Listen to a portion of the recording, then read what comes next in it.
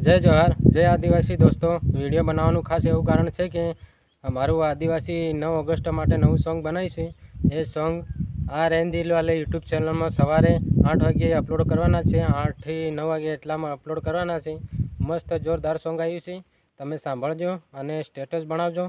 थोड़ोक support करता रहेजो। तमारा सपोर्टथी अमे आगळ छीए अने टीमली स्टेटस ने एवुं बनावीने अपलोड करजो। सॉन्ग 100% वायरल थशे एवी गणतरी छे अमारी।